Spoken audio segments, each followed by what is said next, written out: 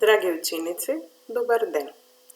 Јас сум наставник Маја Трајковска, Основното училиште Димитар Младенов од Скопје. Денес, на овој час по македонски јазик, ќе правиме анализа на текстот Скарување и смирување.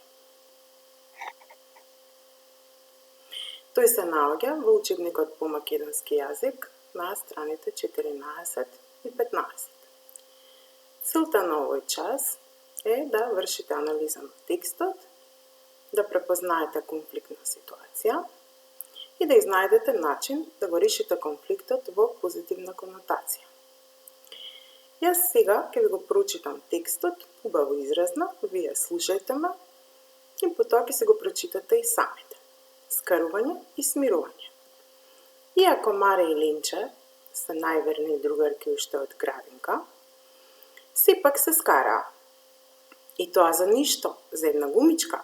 Маре си ја заборавила гумичката дома и на часот се служеше со гумичката на Линче, залепена на моливче.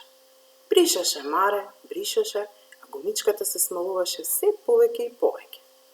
Линче се исплаши дека ќе се потроши сосем и рече на Маре: "Ама, Маре, доста бришеш, веќе ми ја истроши гумичката." Маре се навреди и рече: "А ти кога бришеше со мојата гумичка, јас ништо не ти реков." Се сврте малку настрана налутена и до крајот на часот веќе не ја побара гумичката на Линче. Линче свати дека сгрешила и дека за една никаква гумичка се скара со најдобрата другарка. Сепак, не знаеше сега како да постапи. На одморот прв пат не излегоа заедно и не се кекотеа додека си ја јадеа ужинката. Така продолжи вториот час.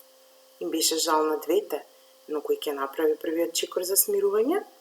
Кога завршија часовите, сите деца веќе знаеа дека Маре и Линче се скарани. Почнаа да им се смеат. "Лутки, лутки, налутени!" Маре и Линче молчејки, долго си ги редеа тетратките и кутиите со моливи во чантите.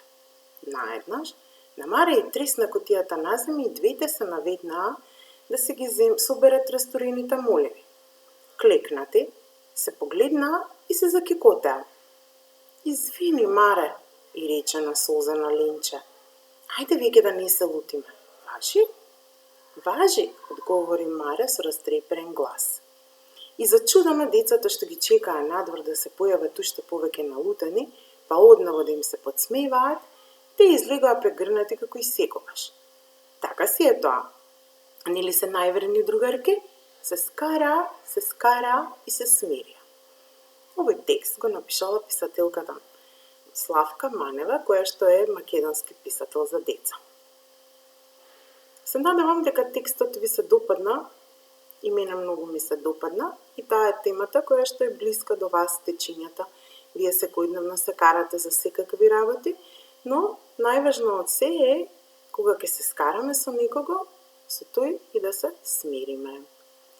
Откако внимателно и изразно го прочитавме текстот, забележавте дека во него станува збор за другарството.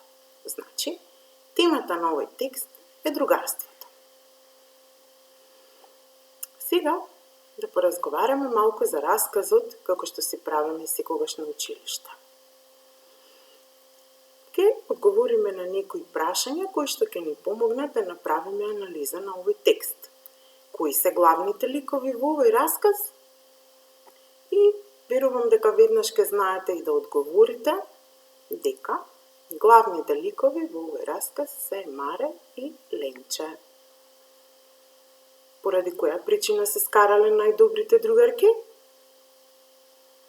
Да, лесно е, нели? Тие се скарале поради една многу банална причина, а тоа е дека користењето на гумичката направило проблем меѓу двете другарки. А што мислите? Кој е виновен за скарувањето? Па, може би е виновна Линче, но може би има малку вина и Маре. Понекогаш за да се скараат треба двајца, нели? И најважното од се е, откако ќе се скараме со некого, да се смириме. Како се смириле двете другарки? Двете другарки не чекале долго да се смират. Кога паднала кутиичката со моливи и со гумички, тие и двете почнале да се кикотат, да се смеат и си помогнале една на друга да ги дигнат. Сега, драги дечиња, вие можете во вашите тетрадки да се ги напишете прашањата и да ги напишете и одговорите на прашањата. Секако, можеби вие ќе мислите малку поинаку, можеби ќе мислите исто како мене. Сепак, вие напишете си ги одговорите што мислите дека се најдобри. Потоа, ќе ја пронајдете по текстот и ќе ја препишете реченицата со која Ленче и се извинила на Маре. Откако ќе ги завршите овие прашања, долу во нов ред ќе напишете анализа на ликовите, поточно главните ликови кои што се во текстот, а тоа се Ленче и Маре. За секоја од нив ќе напишеме по неколку особини. Ќе напишеме за Ленче дека таа е скржава и уште неколку ќе си додадете вие зборови, а за Маре ќе напишеме дека е лутка и вие ќе си додадете уште неколку особини за Маре.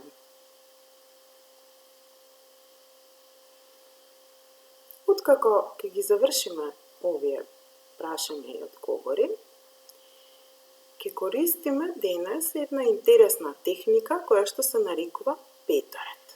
Преку оваа интересна техника на забавен начин ќе ја представиме неговата содржина. До секое барање ќе го пишете во тетрадките само она кое што ви се баре во заградите. За темата ќе напишеме една именка. Јас ја напишав именката другарство. Вие можете да ја ставите истата, но можете да ставите и нешто друго. Опис на темата. Тука сега ќе објасниме темата со две придавки. Јас напишав трајно и верно. Вие напишете истото и уште нешто друго, ако сакате. Настанот или дејството ќе го објасниме со три глаголи: другарување, скарување и смирување. Вие можете да напишете нешто друго, ако сакате. Чувството кое што го предизвика овој текст ќе го изразиме со една реченица која што ќе биде составена од 4 збора. Јас ја избрав реченицата другарството е скапоцен дар. И како повторен приказ на темата ќе искористиме една придавка. Јас ја напишав придавката весело, бидејќи сметам дека другарството не развеселува сите нас. Со другари сме секогаш посреќни. Како домашна задача, поврзана со овој текст, ќе направиме една 5-минутна вежба за пишување. Тоа значи 5-минутна, дека оваа вежба треба да трае 5 минути.